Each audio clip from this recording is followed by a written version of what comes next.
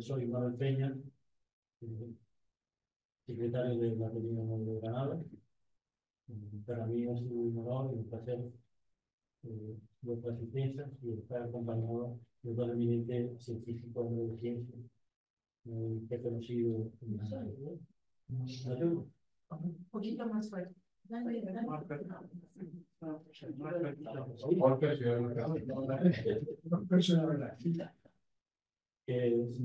¿Soy ahora? Sí. Decía que soy Manuel Peña, secretario de la Ateneo de Granada, y que es un placer tener una tarde como esta y rodeado de los eminentes científicos de Granada. De manera especial, quería dar las gracias a vosotros y también a que nos acompañen esta tarde, los personajes que nos acompañan esta tarde, don Guido Alfaro Navarro y don Mariano Moles. Y don Mario. Hay variantes sobre eso.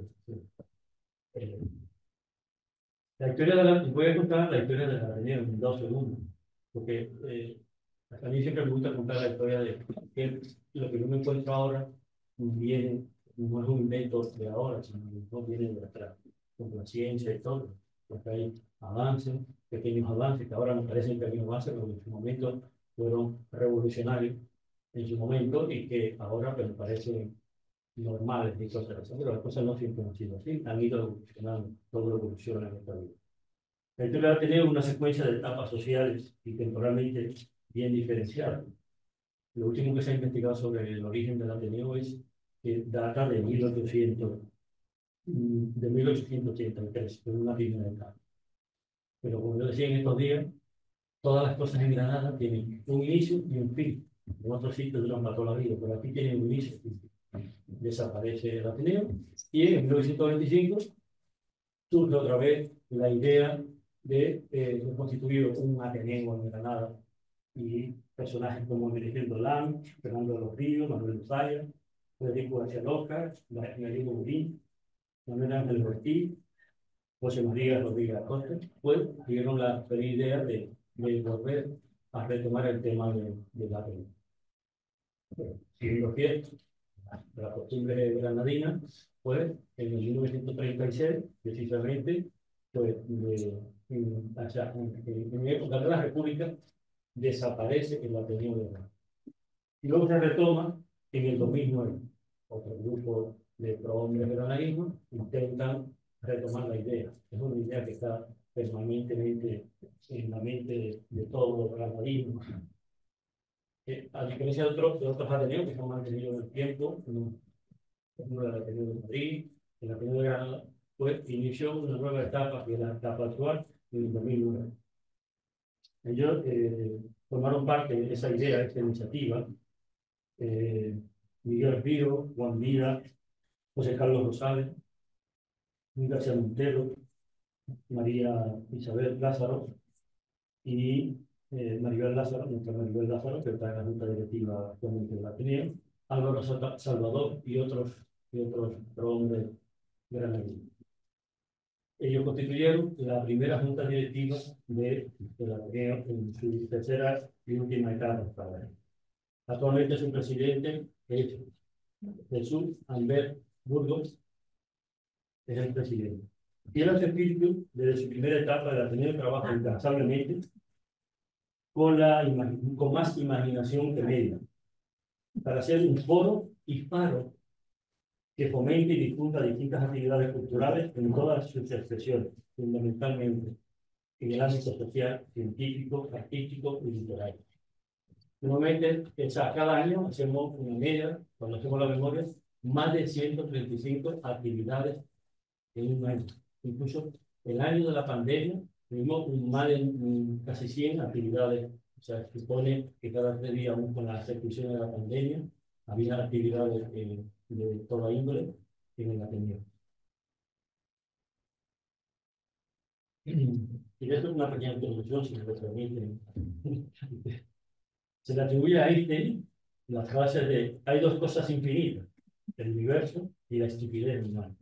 Y decía, según le atribuyen, de lo primero tengo serias dudas, pero no tengo duda era la estupidez. La primera vez que escuché esta frase se me rompieron los esquemas. Yo había estudiado en los principios de Newton y vino Einstein a quitarnos el tiempo y, entre otras cosas, la infinitud del universo. Y cuidado que el universo es infinito. A mí con todo ese trabajo tremendo de entender eso. No, y tú piensas ahí, y más allá todavía, como en la película de Juan, ¿no? Dice, hasta el infinito y más allá. Y bueno, tener que escuchar que la luz en el espacio se curva y todas esas cosas que, por suerte, llegaron tarde a mi pueblo. Hoy, en estos dos eminentes astrónomos, entre estos dos eminentes astrónomos, recuerdo el enigmático poema de Edgar Allan Poe, Eureka. Allan Poe vivió en 1800, entre 1809 y 1849. Y curiosamente hablaba de cosas de las que se teoriza ahora que pueden mucho estudiar de muchas cosas. Y entonces era poeta, parte de otras aficiones que tenía y escritor, un novelista, que se anticipó a teorías tan actuales como la teoría del Big Bang en 1800, principios de 1800. A mí es una cosa que me llamó mucho la atención, cuando lo leí, me impresionó. Y otras grandes, no solamente la teoría del Big Bang, sino otras grandes teorías de la cosmología moderna. En un viaje por motivos familiares, visité la casa de Nicolás Copérnico en Tolno, Polonia, de 1453 a 1573 vivió. Y me llamó la atención que los esos medios que tenían, esta gente tenía una visión de ir, o sea, miraban donde todo el mundo miraba, como dice Mario Zaragoza, donde todo el mundo miraba y veían lo que nadie veía. Y luego yo creo que eso, que la tecnología tiene esas cosas, ¿no? Yo creo que además de inteligencia, necesita mucha definición. O sea, hablar del infinito, de más infinito, necesita además inteligencia. Porque si pensamos en Ptolomeo, en Galileo Galilei, con los medios que tenían en esa época, trascendían por encima de todas las cosas y crearon determinadas cosas que hoy en día son las bases, creo, pero un signo de base para el estudio de la tecnología. En todo esto surge el gran valor de la divulgación científica, la divulgación científica. Según la RAE, es difusión, propagación, extensión, generalización, información, propaganda, publicidad, etcétera, sobre la ciencia. Yo creo otra cosa, quizás más sencillo, quizás porque tampoco como parte de la RAE. Es fundamental para despertar cierto acercamiento a la ciencia, pero también tiene un defecto, que cuando nos leemos un libro de divulgación científica nos creemos que somos científicos, y hay una diferencia total. Tuve un profesor que se llama don Carlos Osorio, que nos dio una clase. Empezó a hablar de una clase que no entendíamos nada. No entendíamos lo que estábamos diciendo. Los estudiantes eran estudiantes de segundo de medicina, no entendíamos lo que estábamos diciendo. El 22%, con una probabilidad de 40 y no sé, 0, no sé cuánto, tienen en tal enfermedad, tienen tales síntomas. Pero el 52% tienen otros síntomas, ¿no? Entonces decía, y lo primero que intentar hacer la medicina así. Los pacientes dirían que estamos locos. Entonces ahí es donde surge, se ve la importancia, quiso demostrarnos la importancia que es la divulgación científica. Bueno, como se lo explicamos a los pacientes, mire usted tiene sudor, tiene no sé qué, tiene fiebre, no sé, usted tiene tal enfermedad. Por eso no es así, no lo estudiamos así, ni es así tan exacto como lo estudiamos, como lo expresamos, sino lo divulgamos porque si no, no lo entendería nadie. Bueno, sin más preámbulo, quería hacer un resumen curricular de la persona que nos acompaña, de los científicos que nos acompañan. Mariano More Villamarte, nació en Huesca, es ingeniero aeronáutico y doctor en ciencias por la Universidad de París. Fue miembro y codirector del Observatorio, o sea, codirector del Observatorio Canal Arte, y cuando yo voy a Almería, porque me quedo mirando y digo, ¿qué científico, qué estoy mirando ahora? Eh, Su investigación está centrada en la cosmología y la astronomía extragaláctica, con más de 400 publicaciones. Eso es mucho cosas. Pero la última vocación es la divulgación científica. Tiene dos libros muy conocidos de divulgación científica, Claroscuro del Universo y El Jardín de las Galaxias. Jardín de las Delicias, Jardín de las Galaxias. Propuso y fundó el Teruel, el Centro de Estudio de Física del Cosmos de Aragón, con el Observatorio Astrofísico de Jabalambre. Es premio de investigación en ciencias experimentales de Marmónico, de la Junta de Andalucía, medalla de oro de la Costa de Aragón, y desde 2016 es director fundador del CERTA y profesor honorario de la Universidad de Valencia, del Departamento de Astronomía y Astrofísica. No sé si estoy publicado. A ver, dice que el médico, ¿qué pasó? El médico. El acto vamos a intentar que sea como un diálogo entre dos personas que son astrónomos, físico-astrónomos, sí, dos personas que son físico-astrónomos, pero que además los dos disfrutan con la divulgación científica. Y en ese momento, entonces, a partir de ahora, y le paso la palabra a Benjamín Alfaro Navarro, que es físico, astrónomo del Instituto Andaluz del Instituto Andaluz de Astrofísica, destacado investigador del Centro de Investigaciones Científicas, fue presidente de la Sociedad Española de Astronomía, es un experto en el estudio del proceso de formación estelar a diversas escalas y su conexión con la estructura espacial y cinemática de los diferentes sistemas. No sé cómo habría aplaudido. Cosa espectacular. Es un experto en divulgación científica y la enseñanza de la física. Y es además miembro del Ateneo. Y está todos los días aquí enseñándonos cosas. Nos sentimos orgullosos. Le cedo la palabra para que se establezca en serio. Muchas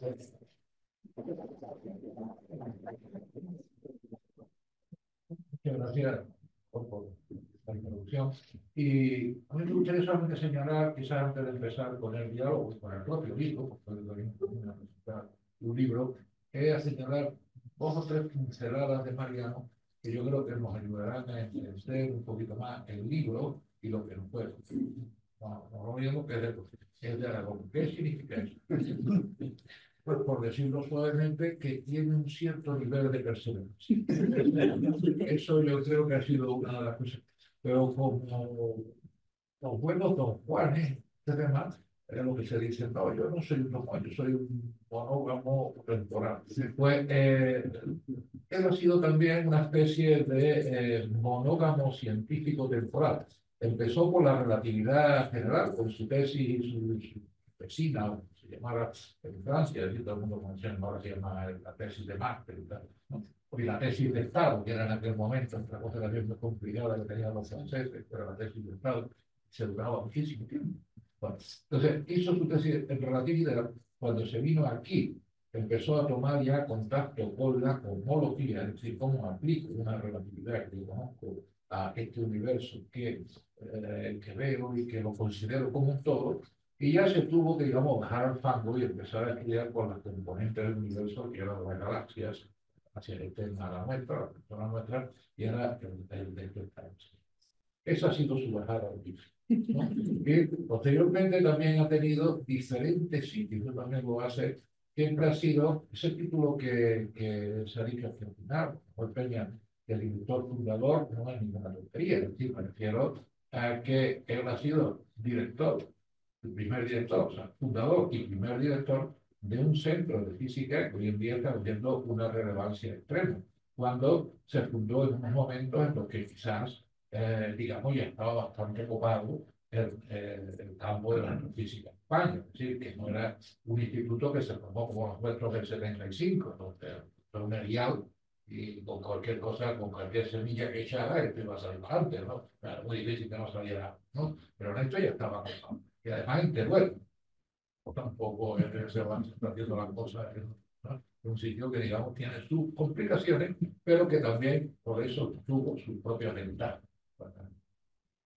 Y dicho esto, que creo que ponen ahí un poco más en contexto a qué es lo que se ha dedicado con Mariano Moller, siempre ha pensado, siempre ha sido una persona que, digamos, con un carácter humanista con respecto a lo que, a los aspectos científicos, ¿no? Es decir, no ha sido una persona de calcular y, ¿no? El calle calcula, ¿no? Que se dice mucho en algunos campos de la física y de la astronomía norteamericana, sino que, bueno, te podías sentar con él y hablar sobre muchas cosas alrededor de lo que se estaba haciendo. Y un poco yo creo que eso es lo que ha dejado plasmado en el libro. El libro se titula El universo a vista de. Yo creo que en realidad lo que hace Mariano es elevarse encima y, digamos, coger perspectiva para intentar explicarnos qué es este todo en el que vivimos y que llamamos universo. Bueno, que resulta una palabra extremadamente polisémica. Si cada uno de nosotros nos preguntaran qué significa universo, probablemente o diríamos una tautología o diríamos cosas completamente diferentes. Y probablemente para cada uno de nosotros también eso que llamamos universo puede ser algo muy personal. Pero eso lo haremos después y está dentro del libro, es lo que quizás más me impresionó de las primeras páginas, porque Mariano define muy bien cuál es ese objeto de estudio y cómo definimos ese objeto de estudio denominado universo dentro del mundo físico, donde dos físicos, dos astrónomos o cualquier persona, digamos, que practica esta especie de profesión, ¿no? Que es la del científico, una profesión del materialismo, también en muchos aspectos, lo reconoce por un beso. El libro está dividido en esos 6 capítulos que están. Esos 6 capítulos no están elegidos, digamos, de una manera arbitraria, sino que representan muy bien un orden que así yo diría, en primer lugar, pone los aspectos fundamentales. Primero, el objeto de estudio. Segundo, la luz como principal mecanismo de información para conocer ese universo. Es decir, la luz no es tampoco algo que sea irrelevante en ese punto. Es la principal, por no decir la única, a la monta de la victoria, en 2016, la única información que nos llega del universo. Por tanto, todo lo que hemos conocido acerca del universo va a depender mucho de lo que ha hecho, de cómo nosotros entendemos y de cómo es la interacción de la luz con la materia. Esas teorías físicas son las que nos han marcado la historia de la astronomía. Tercero, la gravedad. De todas las 4 interacciones o fuerzas que conocemos, la gravedad es la más singular. Es la más singular porque, en primer lugar, es siempre atractiva. No es como la electricidad, que tiene atractiva y repulsiva, dependiendo de las cargas. No tenemos cargas. Bueno, como siempre, conocemos el mundo que nosotros conocemos actualmente, solamente tenemos masa o posición. No es un concepto de tener masa. Y además, aunque varía con la inversa de la distancia al cuadrado, llega a todas partes. No hay un apantallamiento de la gravedad. Siempre va a estar sujeto a esa interacción. Por lo tanto, la gravedad es la que parece dominar la estructura del universo, y por lo tanto, la interacción que va a dar información o la mejor incluso teoría que tenemos para interpretar esa luz que hemos estudiado en el capítulo. El descubrimiento del universo. En fin, ¿qué significa el descubrimiento del universo? El estudio de los objetos que la conforman. Claro, uno cuando dice el universo, uno no tiene nada medible de ese concepto, ni tiene, digamos, un objeto de este es el universo. Mídelo, mide la temperatura.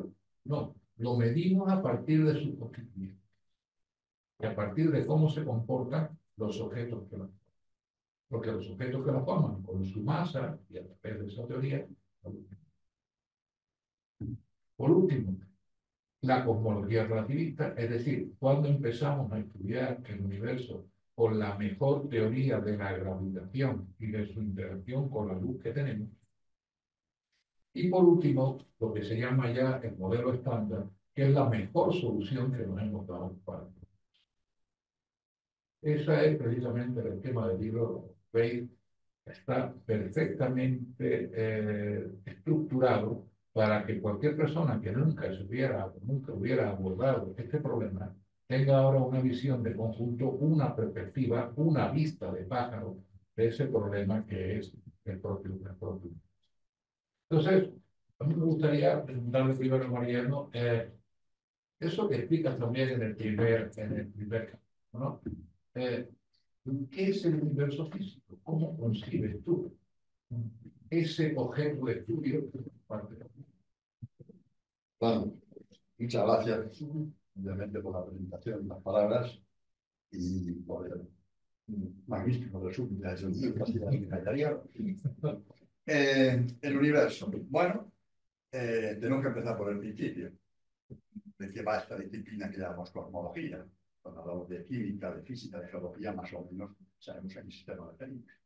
Cuando nos el universo, no. Pero antes de entrar en la historia del universo, quería decir dos pinceladas un poco para abrir boca, ¿no? En primer lugar, yo hablo de la definición cosmológica, cualquier civilización tiene una cosmología. Obviamente, las civilizaciones eran lo que llamamos hoy mitológicas, ahí no funcionaba, pero luego tenemos la tolemaica, tenemos la nuestra propia hasta que se descubrió la galaxia, es decir, no somos únicos en la historia de la humanidad en querer hacer cosmología. Lo hacemos con las mejores herramientas de que disponemos, tanto teóricas como observación, como datos, pero eso lo han hecho siempre todos. Lo que pasa que, bueno, estamos con teorías que son más perfeccionadas de lo que tenían hace 2 siglos, 4 siglos. Pero siempre, y aquí viene, ya empiezo a enlazar con la cuestión de que es el universo, es una disciplina que requiere una conceptualización, primero de su objeto de su universo, que es un concepto, bueno, vamos a ver enseguida lo que es, no lo que yo creo que es. Pero también porque requiere principios para poderse desarrollar, también lo veremos quizás después, que rozan la filosofía o otras disciplinas. Por lo tanto, nuestra cosmología no está exenta del ambiente cultural general de una civilización, no de un país, de una manera. Bien, con todo esto, pasamos a la idea del universo. Entonces yo aquí, de nuevo, estamos autorizados a llamar científica a algo que se ocupe del universo, en lo que aún no hemos entrado, pero porque no es fácil entrar en la idea del universo. Einstein decía, además de los infinitos, destacaba mucho que fuéramos capaces de entender el universo. Dios me libre de poner nada, un pero ni lejano a San Alberto Einstein, pero para mí es algo sencillo. Siento, no sin modestia, es torpeza por mi parte. Y es que somos congruentes con el universo. Nosotros, como seres pensantes, pero cualquier rico universo, es congruente con lo que hay en el resto del universo. Porque estamos hechos de las mismas cosas, unicidad de la materia, y estamos regidos por las mismas leyes físicas.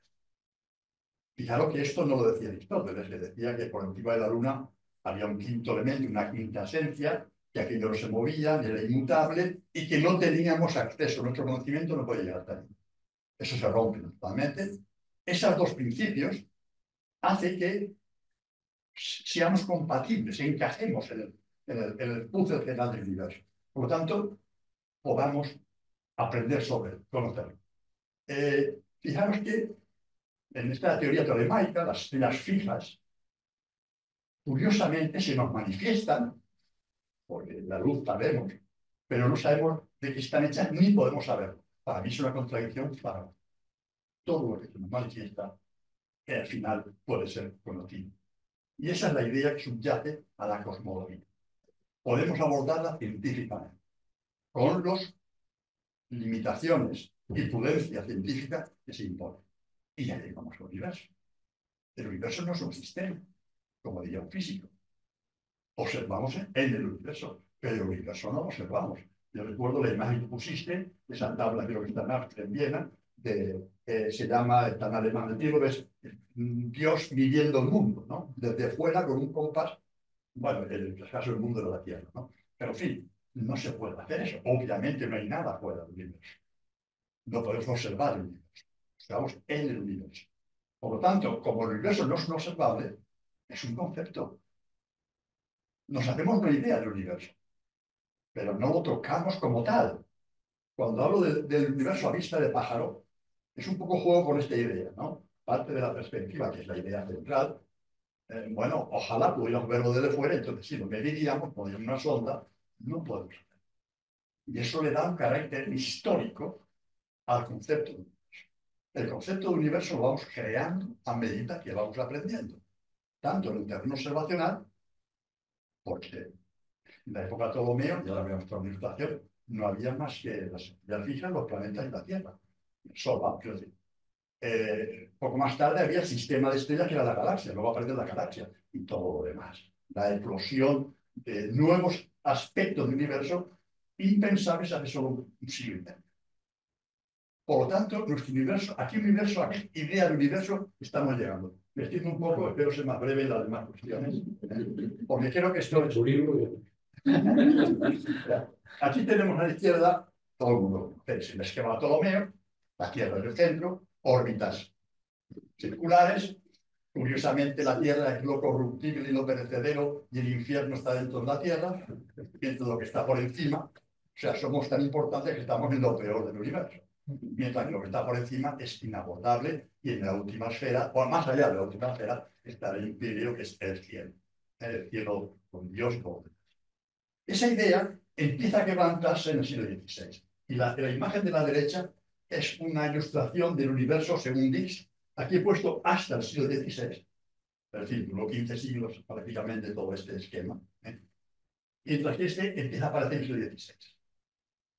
Y ya en el universo donde el Sol está en el centro, la Tierra toma un lugar ya más normalito dentro del sistema, pero sobre todo ves que pinta estrellas más allá de la última esfera. Siguen siendo esferas, pero ya pinta estrellas, diciendo aquí estrellas hasta donde queráis, ilimitadamente. Esa es la idea de este señor. Ya es una idea copernicana, porque el Sol está en el centro, pero todavía no es kepleriana, porque las órbitas son circulares. Esto es otra historia. Damos un salto, siglo y medio después. Ya tenemos, bueno, Galileo, no siglo y medio después, 30 años después. Obviamente la imagen de esta estrella tan bonita, que es del Hubble, eso no lo vio Galileo, pero sí vio estrellas. Enfocó su anteojo, que era, vamos, hoy ni de juguete lo regalaríamos una cosita, pero lo apuntó a la Vía Láctea. Y escribe en sus ideas Lucius, la emoción se palpa, lo que dice, lo está diciendo en tiempo real casi, que se resuelve la Vía Láctea, esa mancha lechosa del cielo, en estrellas. Que además estrellas se agrupan en grandes grandes aglomerados. Ya digo, no es lo que vio Galileo, pero el efecto que le hizo a él fue muy superior al que nos hace esta imagen, porque ya tenemos la idea de él. Era el primer humano que veía esto. Igual que el satélite de Júpiter, pero sobre todo esto. Es extraordinario leer su libro, estos párrafos, donde es una especie de diario emocionado lo que está viendo. Poco después, el señor Herschel, la imagen más abajo, con un estudio muy interesante, aunque pues sabemos por qué no funcionó bien, dice cómo se distribuyen las estrellas en el cielo. Y llega a esta forma, que es nuestra Vía Láctea, la galaxia, no se parece a esto, pero lo mejor que se podía hacer entonces, donde además ese punto brillante, la parte central, es el Sol. No estamos en el centro de la galaxia. Ya ni siquiera estamos ya no estamos en ningún lado, estamos en cualquier lado. Hay que dar un salto más. Siglo XIX, telescopios, se empieza a apreciar que hay muchas nebulas en el cielo. Siglo XX, apenas 100 años. En esta década de los 20, está haciendo 100 años que se descubrieron la galaxia. Y aquí tenemos un par de imágenes que he escogido, hechas desde el observatorio de Teruel. Andrómeda, nuestra vecina más próxima, a tan solo, y permitirme tan solo, que ya sé que tiene efecto mucha gente, a los 2,5 millones de años. Cuando miréis alguna noche que podáis, en dirección a la Andrómeda, si lográis visibilizarla, la luz que está llegando a vuestros ojos allí hace 2,5 millones de años. Y digamos que la especie humana, no sé si el Homo, ya el género ya estaba establecido. La de la derecha está un poco más lejos, 25 millones de años. ¿Okay? Bueno, esto es fruto, y bueno, pongo la última que conocemos, la más lejana hasta ahora observada, con el telescopio espacial James Webb, a 13.000 millones de años. El Sol solo tiene 4.500 millones de años. ¿Cuándo salió la luz de ahí? Y ahora ese telescopio acaba de... Bueno, ¿todo esto qué significa? Que nuestro universo, hoy, tenemos que basarlo en aquello que contiene el universo que observamos. En definitiva, la cosmología pretende estirar, pero tiene que basarse en lo que observamos, en el universo observado. Y el universo observado está hecho de galaxias. Como tenemos ocasión quizás luego de hablar, galaxias que no se presentan aisladas, sino que se acumulan, porque la gravedad... hay un episodio en The Big Bang Theory donde Sheldon Cooper habla de la gravedad en términos, bueno, un poquito insultantes, porque se cae por las paredes. La gravedad, etcétera, que no hay quien se la quite de aquí. Bueno, pues eso es lo que hace. Y la gravedad es atractiva y por lo tanto tiende a acumular. Y eso es lo que refleja la figura del universo. Nuestro universo es un universo que contiene estrellas, con sus planetas, galaxias en su agrupación. Y eso es el objetivo principal de la cosmología. Que eso sea el universo. El señor Hubble, de formación abogado, aunque luego se hizo astrónomo, éxito, por supuesto, decía bueno, que si lo que conocemos, que lo decía entonces, hace 100 años, casi hace 100 años, hoy lo podemos repetir, si lo que conocemos es una muestra, es un muestrario fidedigno del universo, podemos decir que el estudio de lo que conocemos es una cosmología. Pero como sabemos que lo que conocemos es ya representativo de todo lo demás, si el todo lo demás es inaccesible. Este es el pequeño drama interno. No sé si me he explicado. Pondré de vez en cuando una imagen, este es el observatorio de Javalambre, y te lo ves. Es la imagen que me gusta, y mientras Emilio pregunta eso, la pongo ¿no? Con ánimo simplemente de probar. No ha dicho claramente. Si no, además, pico de buey. Eso se llamaba así. Se llamaba, ya. No, ya se llamaba de antes. Ah, sí, no. Ya nos hemos puesto. Que no le hemos puesto no, ¿verdad? Estaba ya en la geografía. Pero que hay una de las cosas que he comentado ahí que a mí me ha encantado, que era el tema del Sidereus Nuncius, ¿no? Para mí el Sidereus Nuncius fue uno de los libros que me he leído muy a posteriori, así muy mayor, pero efectivamente como decía, un telescopio que le llegó a Galileo, que le llevaron a Galileo, era un juguete de la alta aristocracia y de la burguesía europea. Es decir, era algo que ya existía. Galileo no inventó eso. Galileo cogió un juguete óptico y lo convirtió en un instrumento. Eso fue lo que hizo. Y sobre todo, lo que verdaderamente importante hizo fue mirar al cielo y apuntar lo que veía y publicar.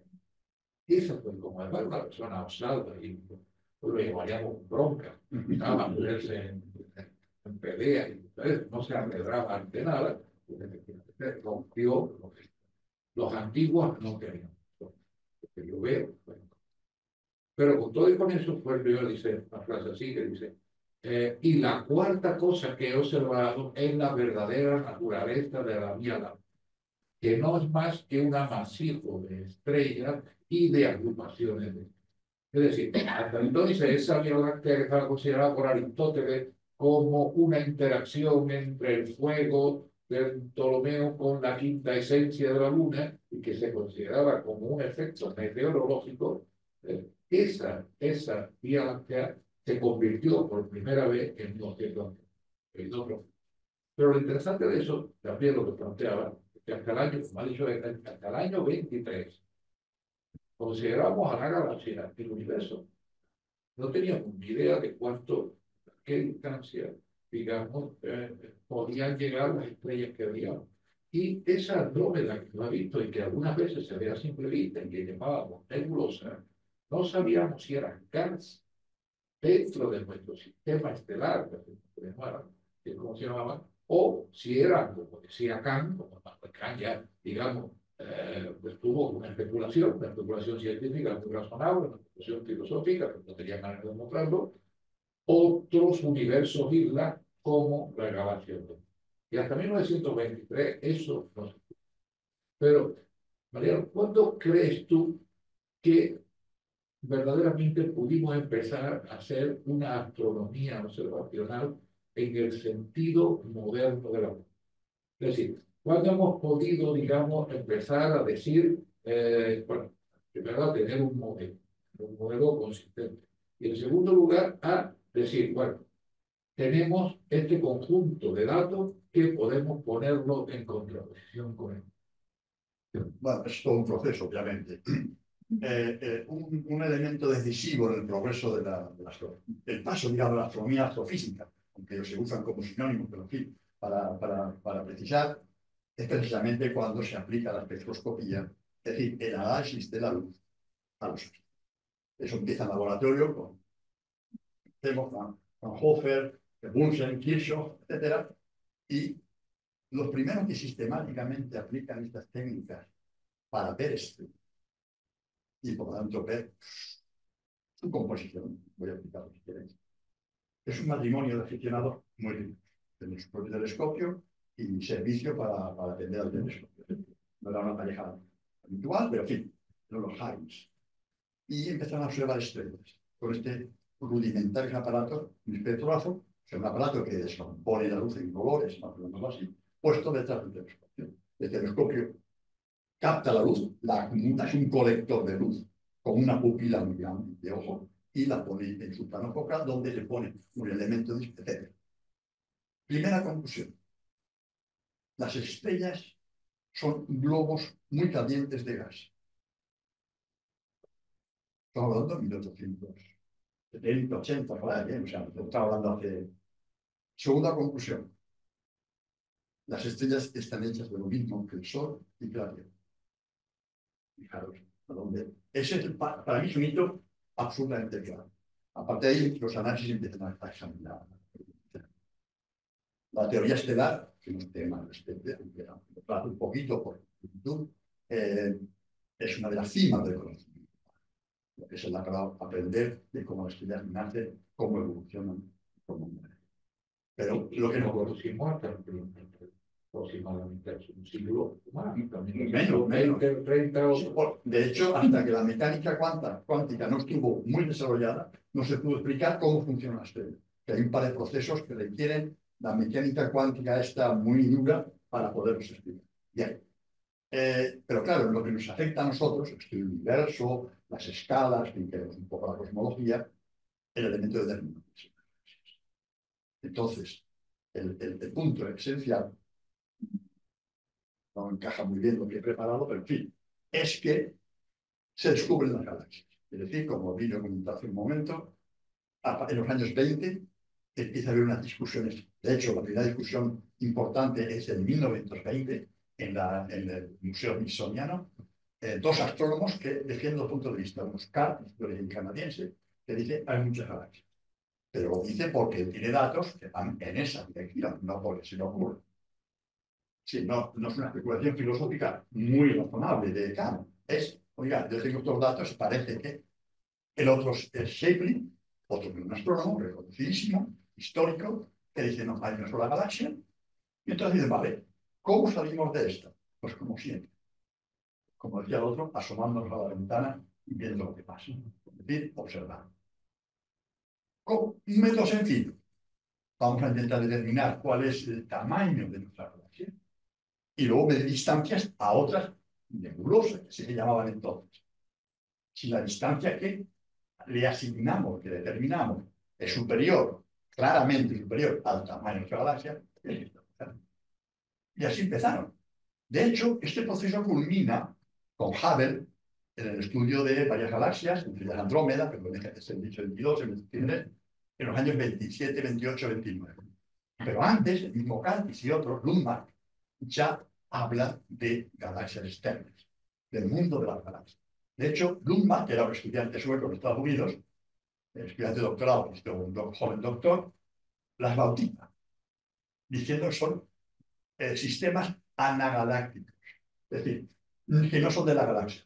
Su nombre, que es muy lindo, no tuvo éxito y se impuso de extragaláctico. Pero eso es visual.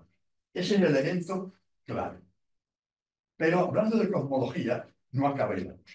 Ya sabemos cuáles son los procedimientos básicos de ese entramado que llamamos universo. Son las galaxias. Repito, esto tiene 100 años apenas de descubrimiento. Pero hay otro más. La galaxia tiene una propiedad muy particular que empieza a verse desde 1914, un señor observando el observatorio naval, al cual nadie le da créditos, ni le ha reconocido nunca lo que hizo, y empieza a mirar esos espectros de la galaxia. Y se empieza a dar cuenta, y va publicando de manera modestísima, de que las líneas espectrales, las marcas espectrales que hay de cada elemento químico, en estas galaxias tan nebulosas blancas, que aún se llaman así, aparecen cada vez más con las longitudes de onda desplazadas hacia la parte roja del espectro, es decir, hacia mayores longitudes. Y este fenómeno empieza a ser general. General, en 1920 tiene 40 observaciones, o sea que, y fíjate por dónde la primera que observa es Andrómeda, con la casualidad de que es la única que tiene un desplazamiento no hacia el rojo, sino hacia el azul, por razones que entendemos perfectamente. Esto da pie a que por primera vez, no Hubble, sino Lenet, un astrónomo casualmente cura, pero astrónomo belga, haga unos trabajos teóricos en donde incorpora una explicación a este fenómeno, que es ese desplazamiento hacia mayor longitud, hacia el rojo, está relacionado con las distancias. Y le da una explicación dentro de los modelos cosmológicos. Ya veremos. Esos son los hitos fundamentales. Aquí he puesto una gráfica donde veis que es el trabajo primero de Hubble, donde la relación es pobre, estadísticamente muy pobre. De hecho, había que creérselo mucho para concluir de aquí. 2 años antes de esto, Lemaitre había usado exactamente lo mismo, había sacado las mismas conclusiones, pero el señor Hubble tenía una muy mala práctica de citaciones. No citaba más que a la gente que no tiene nada que ver con el trabajo. Es así. Shepard se lo dijo y se lo afeó muchas veces. Quizás porque era abogado. Los astrónomos no son. Bueno, el caso que eso era, pero claro, al final tenía razón, porque esto es cómo se ve hoy esa relación. Este cuadradito rojo en el borde inferior izquierdo es la zona explorada por Hubble en su gráfica anterior.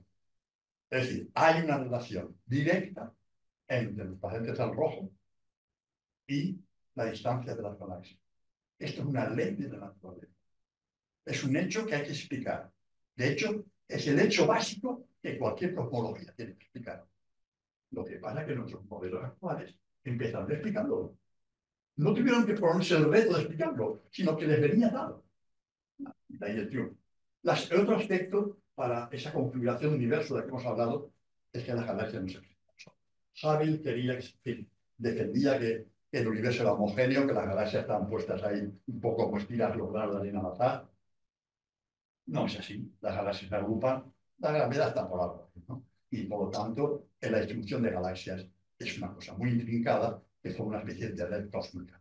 Y aquí es un vídeo, pero si funciona, no lo sé, pero que no voy a cortarlo, pero es datos reales de galaxias de un gran cartografiado y un viaje simulado a través de ellas. No sé si se ve muy bien. Pues no. Pues no funciona el vídeo. Pues entonces, ya, es que me tenía que conectar a la red. Pero bueno, es que lo coge de la red. No pasa nada. Es una distribución. Eso es la distribución de galaxias. El segundo aspecto clave es teórico. Es decir, todo esto de poco nos valdría, o de no mucho, si no supiéramos cómo encaja. Y mira por dónde, casi en estricto paralelo, se desarrolla una nueva teoría de la gravedad. Como Emilio nos ha recordado, la gravedad es la única fuerza, que está en todas partes, que todo lo que existe gravita, todo lo que gravita existe. No se puede parar ni apantallar, se acumula, está ahí. No es una fuerza, es una condición de existencia. Luego, palabras que parece ser que en algún momento dijo Einstein, pero si no lo dijo, pues ya es así, ¿no? Entonces, esta nueva teoría de la relatividad es un cambio radical en nuestros conceptos. Bueno, de hecho, desaparece espacio, desaparece tiempo, desaparece fuerza, desaparecen muchas cosas. Y todo se engloba en una concepción que es bastante abstracta, pero es así. Y es que dice que la gravedad no es más que la manifestación de la curvatura del espacio-tiempo. No me vais a explicar mucho esto, pero es así. ¿Qué pasa? Que las ecuaciones de Einstein tienen la enorme virtud de conectar esa abstracción sobre espacio y tiempo con la realidad material y mecánica. Sus ecuaciones. La geometría del espacio-tiempo es lo mismo que el contenido energético. ¿Qué quiere decir? Que soy capaz de analizar la geometría, tendré información sobre la materia y la energía que hay en el universo. Nos preguntamos a veces por qué esos telescopios se deben hacer grandes mapeados, grandes cartografías. Está la respuesta. ¿Qué es la geometría? Es medir ángulos, es medir volúmenes o áreas que dependen de cómo se calcula. Ahora, acordaros, en la geometría de Euclides, la suma de los ángulos de ángulos son 180 grados, pero sobre la superficie de una esfera es más, y sobre la superficie hiperbólica, una silla de montar, es menos. Bueno, esas cosas, ¿no? Que nos dicen cómo es la geometría. Pues haciendo ese estudio, mirando dónde se sitúan las galaxias, cómo se distribuyen de esta manera o de la otra, dice, pues mira, aquí tanta materia. Entonces, esto es lo que hace que la cosmología haya florecido y decirle relativista simplemente reconocer que es una hijuela, porque al fin y al cabo es soluciones particulares, es una hijuela de la teoría de la Y además, lo que a mí me resulta también emocionante, sorprendente, incluso desde el punto de vista histórico, es que cuando Einstein planteó su teoría de la relatividad general, cuando Einstein planteó eso que vemos ahí en el amarillo, de que la distribución de masa y energía representa la curvatura de ese espacio de cuatro dimensiones, que es el espacio-tiempo, y que por lo tanto la modificación de una implica la modificación de la otra, es decir, que esto tampoco quiere por ser un sistema completamente en equilibrio y estabilizado, dinámico. El tema fue, cuando se planteó esto, empezaron una serie de matemáticos a resolver esas ecuaciones de Einstein para ver cómo sería el universo. ¿Cuál era el tema? El tema era que por aquel momento todavía no teníamos ningún tipo de constricción observacional. O sea, que excepto la paradoja de Orwell, que después te pediría que la explicara un poco, ¿no? Pero excepto la paradoja de Orwell, que es una cosa muy simple, no había una constricción. Hubo un tal, la primera persona fue de Sitter, que hizo un universo, pero que no lo habían metido la condición de contorno de que tuviera masa. Lo habíamos hablado, es un universo en el que la masa, por decirlo así, era así. Pero después un ruso, Friedman, que ya sí metió la masa y llegó a unas ecuaciones donde le salía una solución que era la expansión, que efectivamente era la expansión.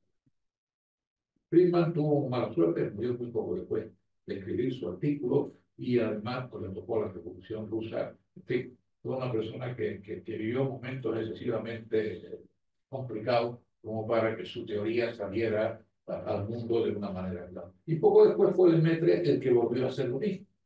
Y Lemaitre sí había vivido en Estados Unidos. Y Lemaitre sí conocía las relaciones ya de la velocidad con la distancia y dijo, esta expansión del universo podría ser lo que estamos viendo ahí, ¿no? Pero lo interesante fue que primero vino la solución de la ecuación de Einstein y después esta relación fue la que se entendió. Pero también hay una cosa que en estas condiciones de cuando de Sitter, Friedman y después Walker, ¿no? Hacen esta métrica del universo, ellos hacen una serie de que son las de homogeneidad e isotropía del universo. En cambio, tú acabas de poner ahí una figura en la cual se ve un filamento de galaxias, está lejísimo. Es decir, eso nos indica que el universo, incluso el local, por supuesto, no es homogéneo, estamos todos cada uno por diferente, pero incluso nos vamos a mayores distancias y parece ser que el universo no presenta esta isotropía ni esta homogeneidad que le ponemos a la solución de los modelos. ¿Esto cómo lo resuelve? Pues en mi opinión no se ha resuelto bien, vamos, se ha resuelto. Es decir, un tema sobre el que se pagan bastante de puntillas, no se da la importancia que el mínimo de estisma millones de datos, pero que probablemente es uno de los, o el gran talón de Aquiles de toda esta concepción, o uno de los grandes. Fijaros que los modelos que se construyen, y los de Friedman, aparte de los de Sitter o Einstein, que son estáticos, son modelos que son soluciones de las ecuaciones de Einstein. Pero las ecuaciones de Einstein son, bueno, endiabladas elevado al Q, por el momento, ¿no? No hay manera. Entonces, hacen hipótesis simplificadoras. Simplificaciones más que razonables. Bueno, pues a escala grande el universo, pues por todas partes es parecido. Además, se escudan, digo, se escudan intencionadamente, en que así aseguramos el principio copernicano de que el universo es el mismo de donde nos pongamos, ¿no? A la escala adecuada. Lo de la escala va a venir y debe venir y nadie sabe de qué escala hablamos, pero es así, ¿no? Entonces, así como Einstein, sin haberlo explicitado, y de Sitter, utilizan un principio cosmológico que se llamó perfecto, que significa el universo es el mismo en todo momento y en todo lugar. O sea, siempre igual a sí mismo en el tiempo y en el espacio. Desgraciadamente, esto da solución, da paso solo a dos posibles funciones de recorrido, sobre todo la de Einstein, muy corto, la de Sitter y la aplicación. Después, por ese hecho de que el universo es sin materia. Bueno, eso digamos fácil, ¿no? De modo que este principio perfecto no es operativo. No, es como un poco, no nos da prácticamente más que la teoría de Newton. No da casi. El señor Friedman, que era meteorólogo de oficio, en fin, matemático brillantísimo, establecieron unas ecuaciones sin enunciar este principio, más que de paso dice, bueno, consideramos que la métrica es así. Pero esta hipótesis de homogeneidad y isotropía es absolutamente clave y determina de una manera rotunda la forma de las ecuaciones y las consecuencias. Porque este principio nos dice que en un instante dado, entender instante no de reloj, un instante cosmológico, el universo es el mismo en todas partes, pero de un instante a otro puede cambiar. Es decir, esta hipótesis, este principio cosmológico, nos permite romper, separar tiempo y espacio, que es algo que es un ente único en la teoría de Einstein. No son dos cosas diferentes juntas, sino una sola cosa. Introduce el concepto de tiempo cósmico y, por lo tanto, de evolución, que es lo que él buscaba. Pero no en el sentido actual de la palabra, sino porque él quería una solución que nos permitiera pasar del modelo de Einstein al modelo de Sitter. Y lo desarrolla. Fijaros que he anotado aquí Popper para acordarme, señor Karl Popper, que reconoce y dice muchas veces cuánto le debe a Einstein en sus teorías filosóficas sobre cómo le ha motivado las ideas de Einstein, se pone muy contento, lo dice así, ¿no? Está muy satisfecho de esta nueva teoría de la verdad, de esta nueva cosmología. ¿Por qué? Debido a ti, porque lo he dicho antes. Porque permite separar el concepto de finito del concepto de limitado. En la geometría plana, una cosa que es finita, por fuerza tiene un límite, un borde. Y eso da paradoja sin cuento, la de Overs es una de ellas, y tal. Han dicho que tiene que hablar de ella, la cada. Mientras que si la geometría es curva, como en el caso de Einstein, se separan los conceptos. Una cosa puede ser finita, pero ilimitada. Considerar la superficie de un balón de fútbol. Entonces, si pones allí una hormiguita, lo digo por algo que sea plano, ¿no? Que no sea de mucho volumen, y por mucho que se mueva sobre la superficie, nunca encontrará una barrera que diga por aquí no se. Pero la pelota tiene un volumen, una dimensión. Eso a Popper le fascina. Embordado con la tecla. Pero claro, cuando empieza a ver los modelos, dice, pero aquí hay un fallo. Y es los principios cosmológicos que no son verificables. Y la llama la más filosófica de las ciencias. Señor Popper, pues, lo cito para que veáis, es un tema que realmente está ahí, ¿no? Pero esa hipótesis razonable, amable. ¿Por qué no? Claro, permite una simplificación extraordinaria de ecuaciones y encima nos permite, bueno, son las ecuaciones que hoy mismo siguen utilizándose para explicar el universo. Siguen llamándose ecuaciones de Friedman. Lo pueden expresar de diferentes maneras. A veces se le pone Friedman, Robson, Walker, Lemaitre. El señor Lemaitre, 2 años más tarde, 3 años más tarde, encuentra las mismas soluciones sin conocer el resultado de Friedman. Einstein le dice a Lemaitre, oye, estas ecuaciones las encontró Friedman antes. Y Lemaitre dice, no pasa nada, porque por cierto, Einstein empezó diciendo que había un error en el cálculo de Friedman. Al final reconoció que no había error. Eran gente, científicos. Opinaban, argumentaban y se veían que no tenían razón, lo reconocían, punto, y otra cosa. Bien, no siempre ocurre eso. Bueno, pues esa es la historia. Entonces, estamos de nuevo con lo mismo.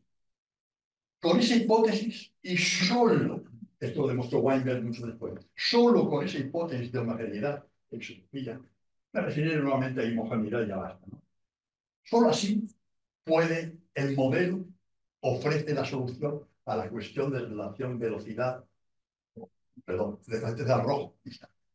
Solo con eso. Y nada más. Si esa hipótesis no se cumple, a volver a mirar. Nos ofrece gratis una solución, pero el precio es la hipótesis, en forma de principio. Y aquí un inciso sobre el que quiero insistir, vamos, como si fuera un propagandista de la fe, y es que este fenómeno del planeta rojo, que se traduce en expansión de la métrica, en palabras por primera vez del señor Lemaitre, no es un efecto doble. No se debe a velocidad. Las velocidades no se escapan de nada. No se alejan de nada de unas de otras. Eso no es cierto. No es un efecto doble. Es un efecto puramente geométrico o gravitatorio. Solo en el contexto de la relatividad general se puede concebir y explicar este fenómeno. En ningún otro. Es verdad, estamos acostumbrados a las analogías, la expansión, podemos imaginarnos una bomba o las cosas que pulsan, disparadas por todas partes. Nada más lejos de la verdad relativista. Nada más lejos. Yo sé muy bien, eso hace difícil poner analogías, pero eso no nos sirve de nada, al contrario, va en contra del espíritu y la letra de la realidad. Cierro paréntesis. Y aquí tenemos qué dilema nos lleva. Porque hemos visto antes aquellas imágenes y ese vídeo frustrado donde se ve que las galaxias se apelotonan, no están distribuidas así como al azar. Perdón, no sé qué es. Bueno, sí, es la siguiente. Ahora. Esto es. A la izquierda tenemos aquellas galaxias que vimos pasando a través de ellos. Aquí a mi izquierda, perdón, a vuestra izquierda, ¿eso es? Es una representación, una predicción de los datos de un cartografiado famosísimo y fundamental del progreso de la astronomía en los últimos años, que es el Sloan, fundado por un señor que se dedicaba a hacer vídeos y cosas de esto, ¿no? Bueno, y ahí cada punto y su color representa la densidad de galaxias. Podéis apreciar que cualquier cosa menos una distribución homogénea, una distribución regular, más uniforme. Enormes estructuras en rojo, vacíos de donde no hay nada o casi nada, no, no. Es el universo que observamos. Eso no tiene nada homogéneo. Eso no satisface en absoluto los principios de lo que partimos para explicar eso mismo.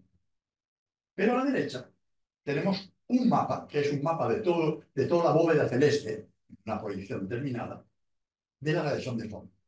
Aunque aparentemente es muy irregular, eso es la temperatura de la radiación de fondo en cada elemento de la imagen, prestada la media y el polo, pero la escala de lo más oscuro, lo más brillante, la escala son unos 30, no, 300 microgrados Kelvin. O sea, son minúsculas.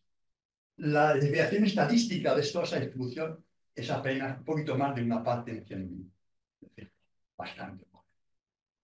Pero este es el universo como creemos que era hace 13.700 millones de años. Y que es ahora. La mejor huella observada. Observada. No es la teoría. No, estos son datos, ¿eh? Ah, Además, ya varias veces. Como muchos años que solo había observación. Ahora ya tenemos recientemente dos casi coetâneos. Bueno, ¿cómo casamos una con otra? En la teoría, esto y de aquello. De lo homogéneo nace lo inhomogéneo. ¿Cómo lo vamos a explicar? Y aquí tenemos que hacer entrar en juego varias hipótesis para añadir al modelo. Todavía no hemos justificado la idea del principio de homogeneidad. Aquí es donde entramos con que tiene la hipótesis de inflación. La hipótesis de inflación, en el universo ultra temprano, en una serie de tiempo inimaginablemente corta, hay una etapa de expansión a velocidad superior a la de la luz. Me diréis, eso no es posible. La teoría dice que ningún móvil o información se mueve a velocidad superior a la luz, pero la métrica se expansiona como quiera, es la reina. Y por lo tanto, en esa época, puede remezclarlo todo y hacerlo todo homogéneo y coherente. Pero es una hipótesis, anísima. La segunda, si queremos que esas pequeñas fluctuaciones de la radiación de fondo hayan dado lugar a esas galaxias y acumulaciones que tenemos, esto sin duda, esto digo, en el 80, tenemos que poner materia oscura que además sea dominante, que sea la más abundante. Materia oscura simplemente porque no tiene interacciones electromagnéticas. No puede ni emitir ni captar luz. Nada más. Conocemos los neutrinos, es otro ejemplo, ¿no? O sea, no es nada exótico en cuanto a esa idea. Esta materia oscura que apareció en astrofísica por otras razones dinámicas, pero aquí reaparece. Pero tenemos otro problema, y es ahí donde voy con mi caballo de batalla con esta idea de la homogeneidad. Es obvio, en principio, salvo que se demuestre lo contrario, que un modelo, lo que predice un modelo, solo se puede dar allí donde el modelo es aplicable. Es decir, si yo digo que el universo debe ser homogéneo para poder tener el fenómeno de espacio temporal rojo, etc., solamente allí donde ese universo sea homogéneo, se podrá manifestar así. Mira por dónde, que a escalas mínimas, poco más de Andrómeda, ya tenemos la relación esta de Hubble. La existencia primero del fenómeno del planeta rojo y la relación con esto. Se llama paradoja de Fourier, etc. Hasta mismo Sandage, un gran defensor de estos modelos y un grandísimo astrónomo, a que tuve el placer y el honor de conocer personalmente, lo plantea como uno de los problemas por resolver la astrofísica. Para él es uno de los problemas muy graves. ¿Cómo es posible que lo que predice el modelo se pueda dar más allá o donde las hipótesis son abiertamente no aplicables? Esos son los problemas. Pero para acabar con la homogeneidad, que como ves es un tema que me tiene a quedo, como dicen los franceses, finalmente la homogeneidad no es verificable. Sí, que Popper tiene toda la razón, aunque no tiene algunos argumentos que tenemos. ¿Por qué? La homogeneidad nos dice que el modelo dice que en un instante dado, que el tiempo está fijado, todas partes es lo mismo. Pero ¿cómo puedo comparar yo dos sistemas separados en un instante? Es decir, sin que corra el tiempo. Si la información se propaga a velocidad finita, a velocidad de la luz. No hay forma. Puedo buscar mis subterfugios, pero al final o hago hipótesis o no encuentro cómo verificar. Y aquí traigo al hilo de esto una cita que tengo en el libro, que me parece muy pertinente, de Francis Bacon, 1620 y tantos, en el Novum Organum, que dice, la voy a leer, no sé si porque si no si se ve del fondo: el espíritu humano se siente inclinado naturalmente a suponer en las cosas más orden y semejanza que el que en ellas se encuentra. Y mientras que la naturaleza está llena de excepciones y diferencias, el espíritu ve por doquier armonía, acuerdo y similitud.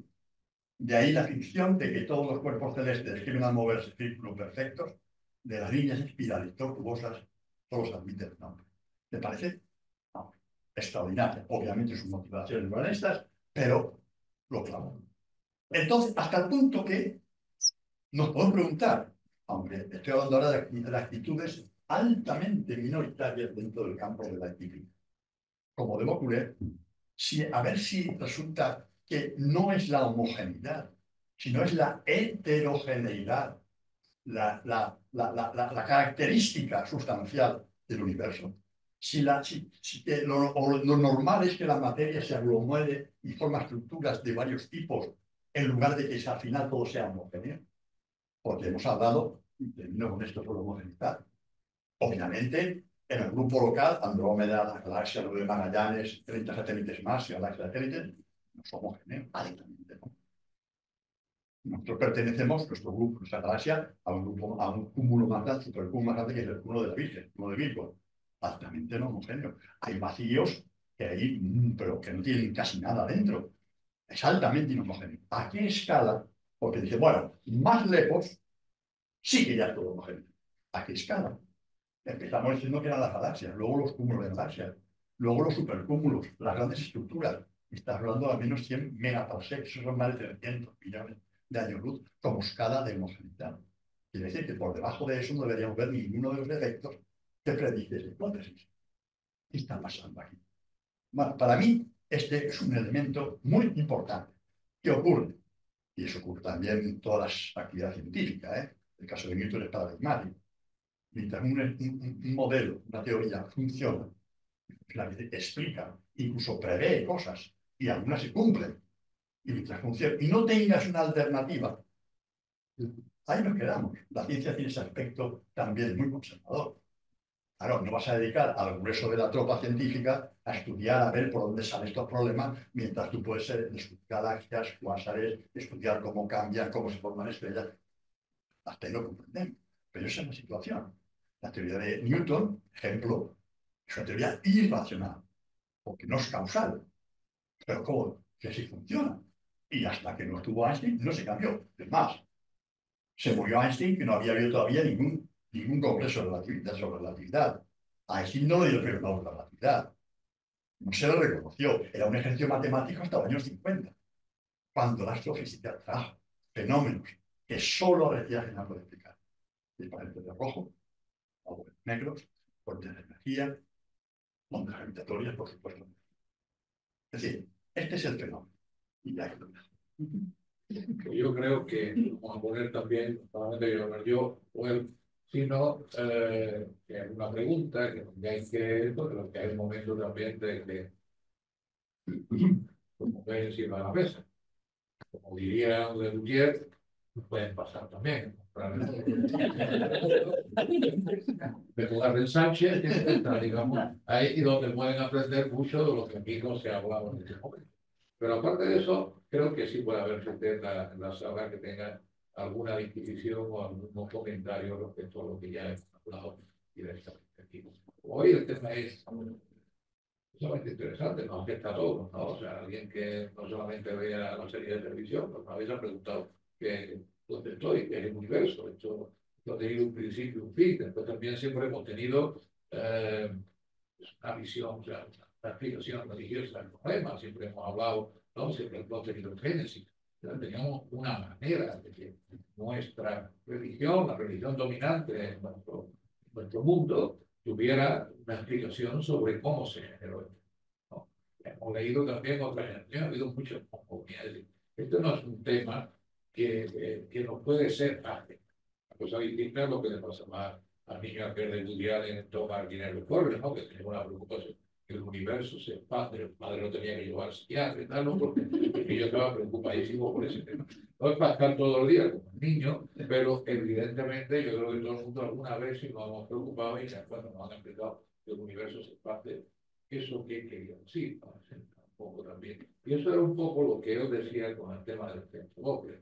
El tema no hay ninguna velocidad. Si nosotros vemos algo parecido a una velocidad, es porque entre Conchita y yo, a niveles de grande distancia y cosmológico, está creciendo el espacio. Es decir, no nos separamos, crece el espacio que nos separa en cierta manera. Entonces, es un concepto diferente al que nos movamos. Es decir, como si tú estás en una carretera y la carretera, bueno, que se puede ensanchar, ¿no? De una manera homogénea. Entonces, no es que tú estés aumentando la velocidad con respecto a otro. Cuando a cualquiera de los coches que tenga allí, cualquiera se está. Está bien. Sí, pues gracias por el esfuerzo que habéis hecho de divulgación. Yo soy de letras, creo que me habéis enterado pues, del 50% por lo menos. Digo yo. Muy bien, yo la primera parte. De todas maneras, me tranquiliza una cosa. Nosotros tenemos el convencimiento los de letras que nuestras teorías son teorías, especulaciones, más o menos basadas en subjetividad, que nos queremos acercar a algo cierto, pero no lo conseguimos frente a las grandes ciencias, que parece ser, y una de las conclusiones que me llevo, lo mismo que el comentario de la introducción de la medicina, que siguen siendo igual de especulativas, de imaginativas, de intentos de acercarse a una verdad, pero socialmente se reconocen como verdades o más verdades que las letras. Entonces, una cuestión que me ha llamado la atención de que os movéis también vosotros en la filosofía y en el esfuerzo por acercaros a algo permanentemente más cercano a la objetividad, ¿no? Entonces, dos cosas quería plantear. Lo del orden, para mí me ha chocado, porque yo la imagen que tengo del universo también es, aparte de que hay hay choques de estrellas, hay meteoritos que se entrecruzan, hay estrellas que explotan, hay atracciones, agujeros negros que se comen a otro, es decir, que orden también del más grande que se come al más pequeño, ¿no? Es decir, eso también es un orden de la naturaleza, una ley natural, ¿no? Entonces, no lo sé, es un concepto que me cuesta asimilar como algo cercano a la visión de la cosmología, ¿no? Y en segundo lugar, igual es una cosa especulativa, lo de los, no sé si es una cosa de ciencia ficción, la teoría de que hay universos paralelos. Entonces, a ver si eso tiene alguna visión de realidad o de que se ha observado algo, de que es simplemente una especulación de ciencia ficción.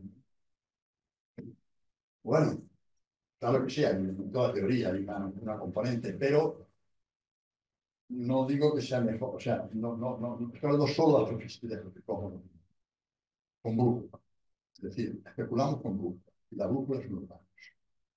Yo podría inventar una teoría, pero esa teoría, a ver, Galileo, tiene que ser matemáticamente consistente, que es teoría, pero sobre todo tiene que respetar, es decir, acomodar los datos en su tema. Y si puede además hacer predicciones y se verifican, entonces ya es una muy buena. Pero nunca, al menos a mi respecto, no la tengo una teoría definitiva, terminada, y yo ni siquiera digo, me atrevo a decir que la teoría de Einstein es superior a mí, porque habría que definir qué son los parámetros para juzgar la superioridad. Sí que es más, explica más que la de Newton, la contiene como aproximación, con lo cual hereda todos los méritos de la teoría, y además la lleva más allá y consigue abrir mundos nuevos de observación y de hechos que se verifican.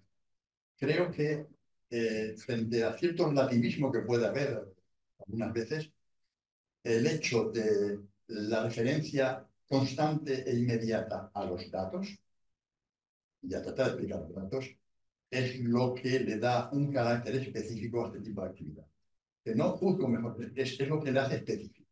Pero, yo creo, el orden en el universo, yo hablo de coherencia, eso que es la gravedad. ¿El chico se come al grande? Pues puede ser, porque el grande y el chico son, en este caso, básicamente, cuando hablo de objetos muy grandes, de la gravedad. Es decir, la fuerza de la atracción. Tú puedes poner el Sol, tiene el 90 y tantos % de la masa del sistema solar, y han conseguido los planetas, ya por su génesis, compensar esa caída hacia el Sol, esa caída permanente hacia el Sol, compensar con sus movimientos de rotación. Llevan 4.500 millones de años. Quiero decir, de largo. De eso hablamos. Ahora bien, cuando uno va a los detalles, no solamente se ven galaxias, estrellas en colisión, se ven galaxias en colisión, se ven cúmulos de galaxias en colisión, con fenómenos extraordinarios. Yo siempre recordaré dos que me mucho la atención, porque además conocía a los autores, por un lado Sandage, que tiene unos maravillosos catálogos donde las galaxias son grandiosas, organizadas, perfectas, unos brazos magníficamente dibujados, unas barras, el universo, vamos, extático, con X, ¿no? Fantástico. Y por otro, el Atlas de Art, que se llama Atlas de Galaxias Interactuantes, que son fenómenos disruptivos, choques violentos, desplazamientos enormes de arrancamiento de materia de una galaxia a otra, fabuloso. También es el universo, los dos son. Es decir, el entorno de cada objeto afecta su evolución, su cambio. Pero cuando hablamos de cosmología, pretendemos elevarnos por encima de ese nivel y poner al nivel de las distribuciones a gran escala, con las contradicciones que también yo creo atisbar en cuanto a medir homogeneidad de los el orden del universo está en que tiene unas leyes bien determinadas por las cuales que rigen el comportamiento de las cosas. Ese es el problema.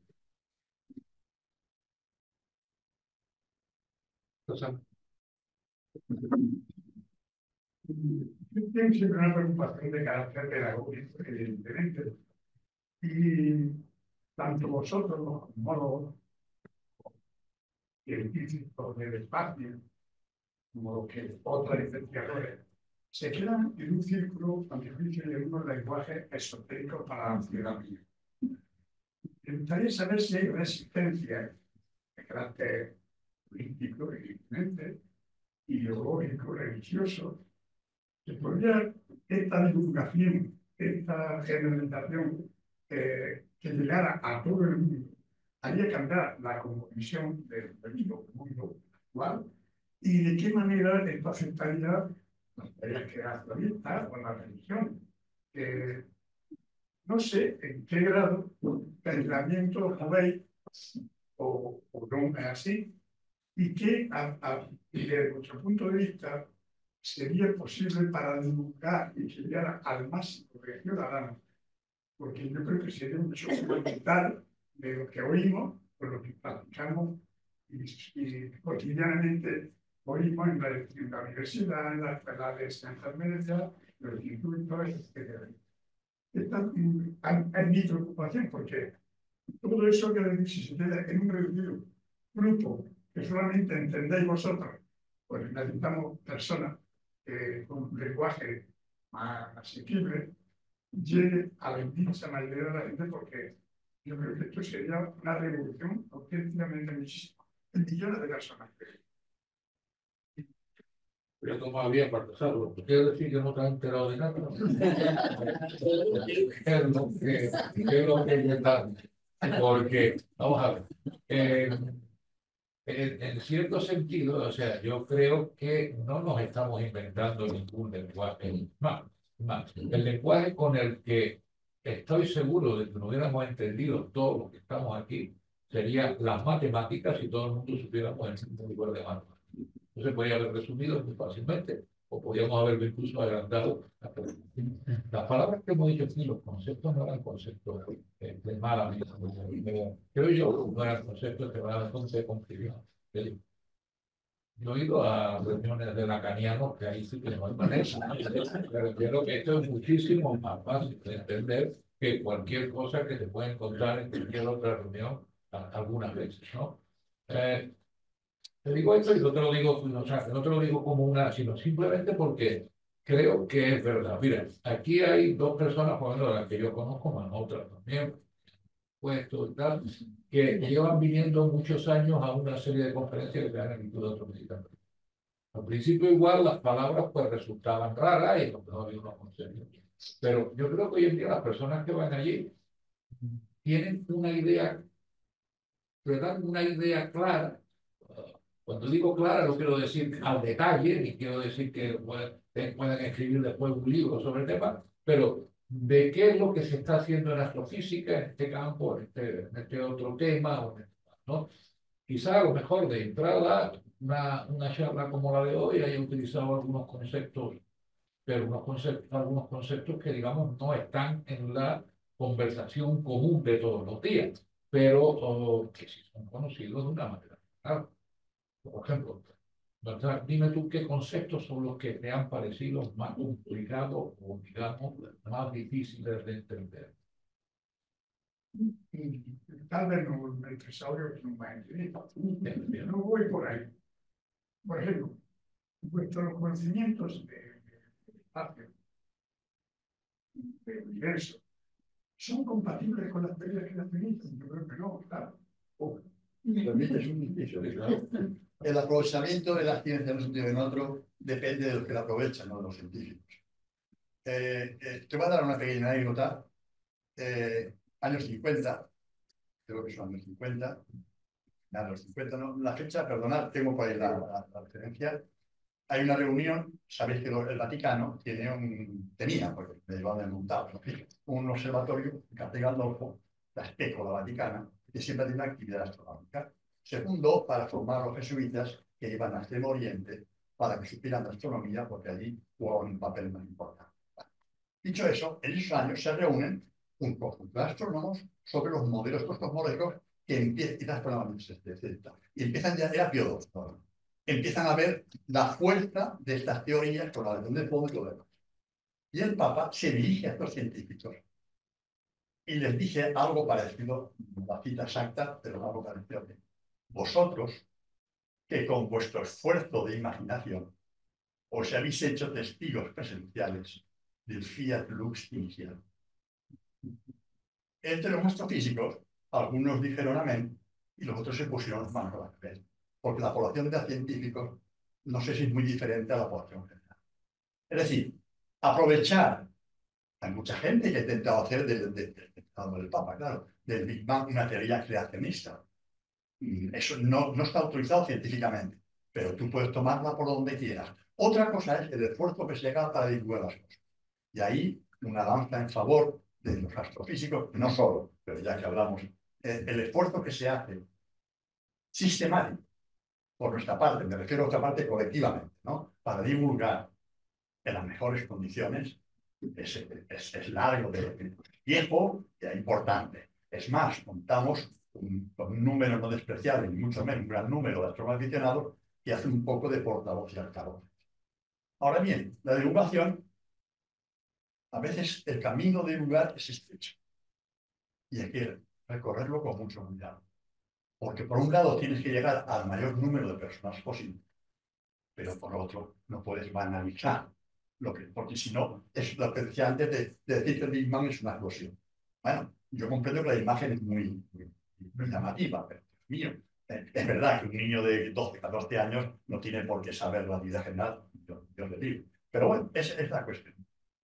Y ahí voy a la segunda parte. La parte del esfuerzo que se tiene que hacer en la formación de los más jóvenes, para que sean capaces de acercarse con cierto aprovechamiento, cada vez en cada edad a lo suyo, a la divulgación, así, a lo que se transmite divulgando, sean capaces de captarlo. Porque la cuestión está en los dos lados. Nosotros tenemos que hacer un esfuerzo, los que tratamos de divulgar algo, en algún momento tenemos que hacer un esfuerzo sin duda. Y es un esfuerzo importante, el que tratamos de hacer, porque sabemos la complejidad de lo que queremos expresar. Pero hace falta un esfuerzo de la otra parte. Y ese esfuerzo no solamente es un esfuerzo individual, es un esfuerzo colectivo. ¿Cuál es la formación en física, en química, en matemáticas en la escuela española, digo escuela, digo universidad? Es más, y es un tema quizás para la cultura del 2031 de la Armada. En España no solamente no se considera la cultura científica como parte de la cultura, sino que hay muchas personas muy cultas que saben mucho de literatura o de pintura que no saben nada y se van a gloria de no saber nada. Ni siquiera dicen matemáticas, cuando es aritmética, un número de 3 cifras no lo saben leer, 3 y 27 no saben que es 30, esas cosas, ¿no? Entonces, el esfuerzo es por los dos lados. Tenemos un sistema que, por las razones que sean, y eso nos lleva a otro dominio, que además alguna vez hemos hablado contigo, no está preparando a la gente para que tenga una actitud, iba a decir racional, no quiero entender y usar esa palabra, una actitud abierta de comprensión hacia las maravillas científicas. Y estoy hablando de astronomía, de cualquier otra disciplina. ¿Cómo tiene que estar abierto a las maravillas artísticas o literarias? Es decir, es un problema muy complejo. Lo que puedo asegurarte, que no sé si lo he entendido bien la primera parte, es que no hay ningunas consignas niveladas ni directas para que lo hagamos de una manera de otra. Y no solo antes de mí, que me conoce muy bien de muchos años, sino en general. Es decir, vamos con la mejor voluntad a explicar las cosas. A veces uno se place más en darle un sentido un poquito más así, cajuelos negros, estas cosas, ¿no? Más llamativo, pero en realidad lo que anima es que la gente en general, cuanto más los jóvenes se acercan a estas disciplinas, al menos para saber de qué va y tienen una cultura científica. No es posible que hoy en día una persona se llame culta si no tiene una mínima cultura científica, y en este caso hablo del universo, pero estoy hablando de medicina, de geología, que no sepa que la historia, que la vida tiene una historia de 4.000 y pico años, y que la vida surgió hace casi 4.000. Todas esas cosas. Si yo dijera que no sé quién es Baltasar Gracián, pongo uno de mi tierra, ¿no? Me dirían, joder, este hombre. Bueno, pues yo no digo su nombre y de dónde es, sino lo que hizo, ¿no? Que escribió y por qué. Bueno, pues imaginad lo que puedo pensar que diga Einstein, sé quién era. Es decir, pero no porque el señor Einstein no se tenía el pelo largo, corto, no, porque ha cambiado el concepto de espacio y tiempo y todo lo demás en esto. No, también me da algo.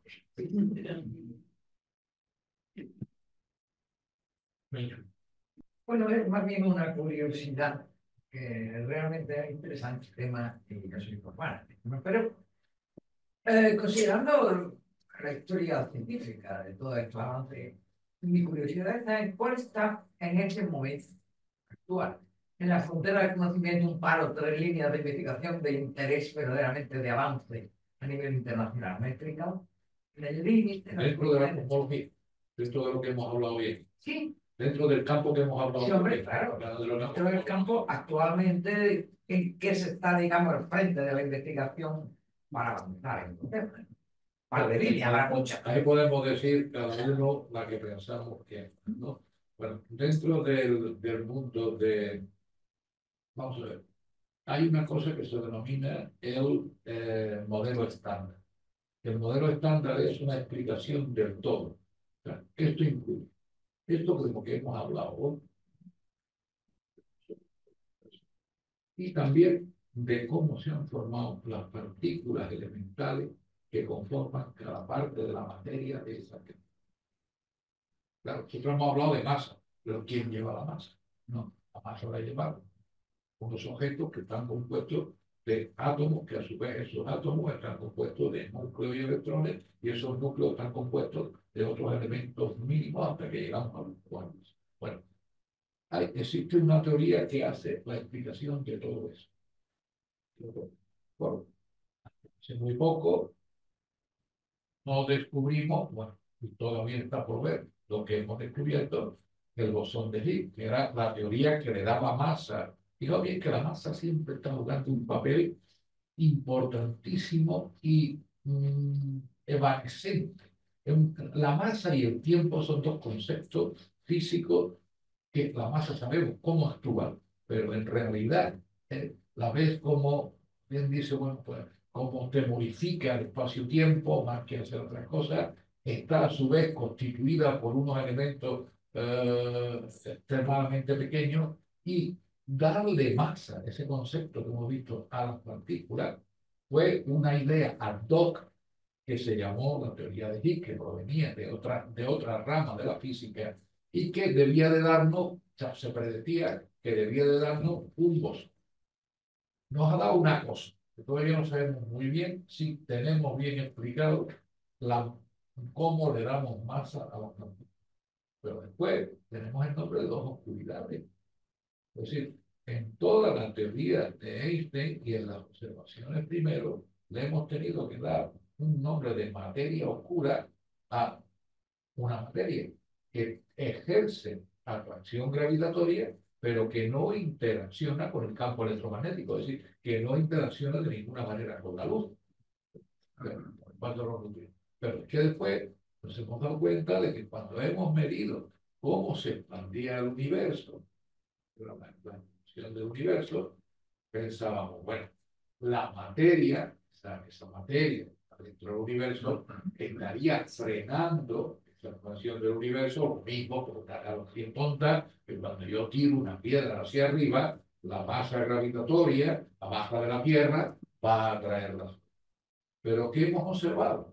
Que yo tiro una piedra para arriba y empieza a acelerarse. De pronto se acelera cada vez más. Entonces tú dices, y esto ahora cómo hacemos las cuentas. Entonces, Einstein, para que no le gustaba, a Einstein no le gustaba en absoluto los universos expansionistas, el universo estático, metió una constante para que precisamente frenara la expansión del universo y lo convirtiera en un... Pues se repitió, tenido esto lo que contaba antes, ¿no? Pero esa seguía estando allí en las ecuaciones. No le dábamos valor cero y punto, ¿no? Pero de pronto nos hemos encontrado que esa constante que aparece ahí, que no tenemos bien cómo tratarla, nos puede explicar, ¿no?, que el universo, la expansión del universo se esté acelerando en vez de estar. Entonces, y le hemos dado el nombre de energía oscura. Yo digo, ese tensor es materia-energía, como bien decía el María, ¿no? Claro. Digo, bien, sobre este tema ya tenemos 3 puntos que son claves. Porque es que además no nos olvidemos una cosa, la materia bariónica, estamos nosotros hechos, en la que nosotros conocemos, según nuestros principales modelos de cómo es el universo, solo representa el 5% de la materia del universo. El 20%, el 25%, no recuerdo bien, es materia oscura y el 70% es energía. Dicho un poco más de chiste, los raros somos nosotros, porque somos nada más que el 5% de la materia que existe en el universo, cuando el otro es el 70% de la energía oscura. La constante de ahí. No quiere decir nada. Quiere decir que hay un punto que lo podemos poner para que nos salgan las cuentas. Pero la materia oscura, he intentado ver si eran los neutrinos, pero no se dan cuenta, puede ser solamente la materia oscura. Han propuesto otra serie de partículas, pero tampoco hemos podido comprobar su existencia o su no existencia. Es decir, ahora mismo tenemos un gran agujero. Sobre todo un agujero. Lo que está relleno es lo mismo, ¿no? Tenemos el ruedo del tambor, pero no Efectivamente, lo que está relleno. Exactamente, ¿no? Y esto, lo había preparado aquí algo, ya viene un poco a cuento. Esos son los temas frontera en este área. ¿Qué es? ¿Cuánta hay y qué es la energía oscura? ¿Qué es cuánta hay la materia oscura? Y se ataca desde el punto de vista observacional, este observatorio, que quizás lo pongo por primera vez, está dedicado, no solo, pero fundamentalmente a eso, pero lo único. Hay varios proyectos internacionales de enorme envergadura en el mundo atacando estos problemas bajo punto de vista diferente. Puesto la idea es que ya que esto se ha presentado por problemas en la astrofísica lo ha traído arriba, la astrofísica nos tiene que buscar solución. Pero no solo, hay experimentos también, sobre todo de materia oscura, detectores bajo montañas de roca, uno en Canfranc, luego en Aragón, pero también en Italia, etcétera, tratando de captar estas partículas misteriosas. Captar no se sabe qué. Se intenta captar algo que no sepas explicar de ninguna manera y que por lo tanto podría ser. En esa estamos a oscuras.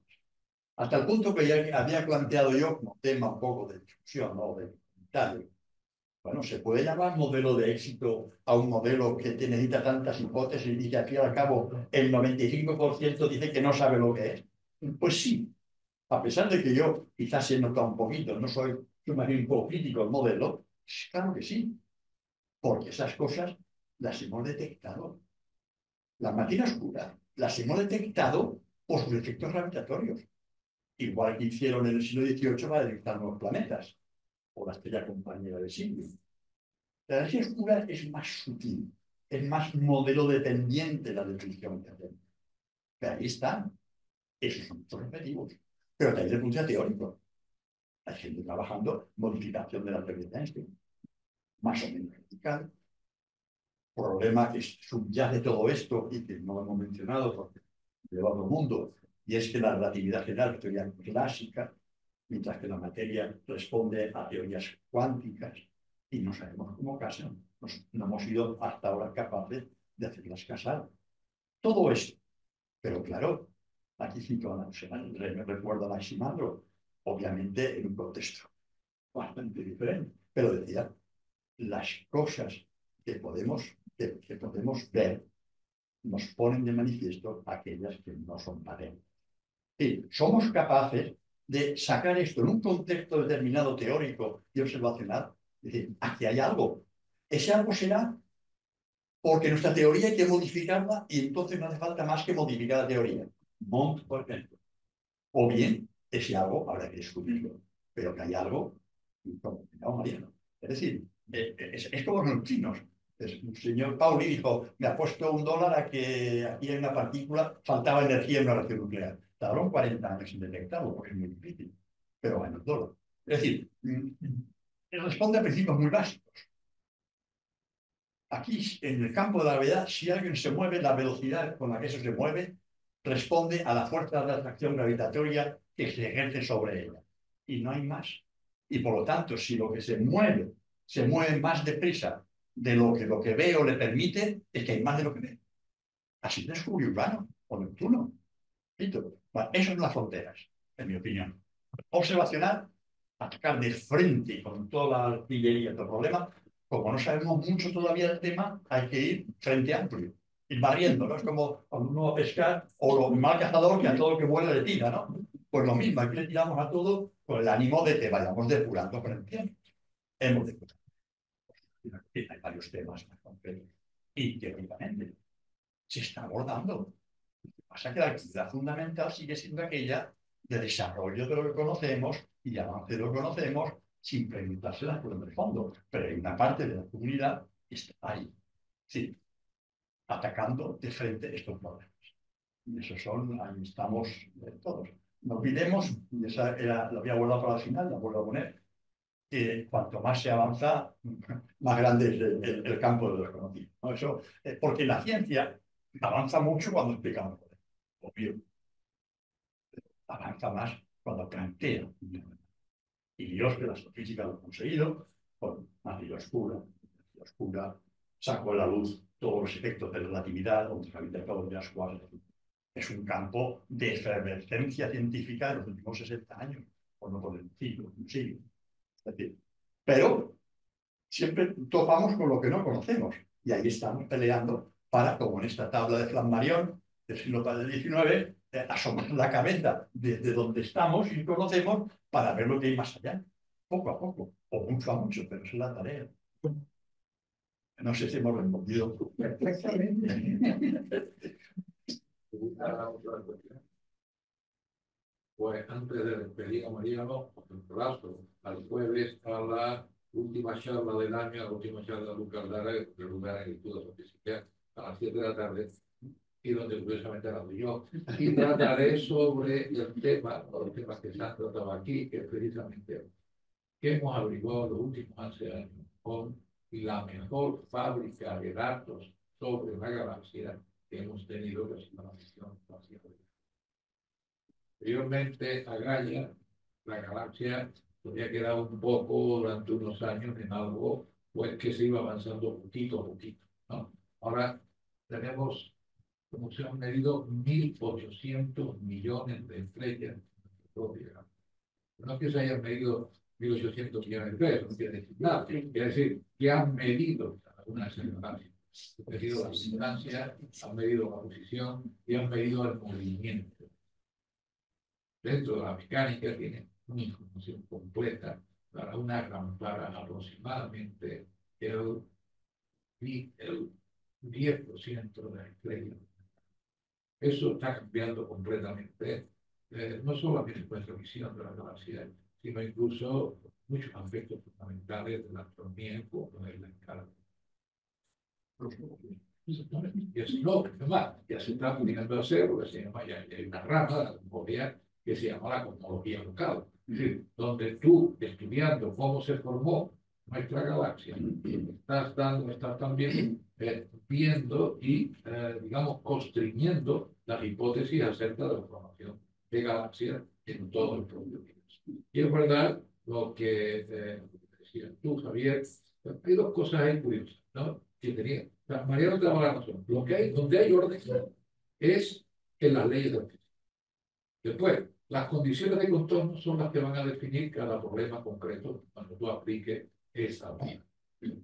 Por ejemplo, los movimientos de la galaxia tú consideras que en los movimientos de una galaxia con 200.000 millones de estrellas que tiene normalmente una galaxia como la nuestra, las estrellas no chocan entre sí. O sea, cuando tú abordas el problema desde el punto de vista matemático y desde el punto de vista estadístico, tú dices, voy a aplicar la ecuación de Boltzmann sin choques, como si no hubiera ningún. Habrá choques.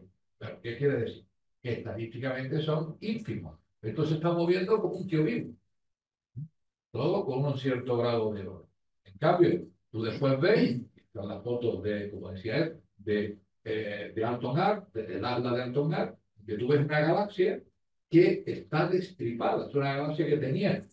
Y anda una galaxia hace poco. En esa galaxia, no sé si estamos viendo, ahora mismo efectivamente una parte de la galaxia que se está como destripando. Estos son fenómenos, digamos, gravitatorios de unas con otras, que hacen que ese fluido de estrellas se vaya deformando debido a la fuerza de.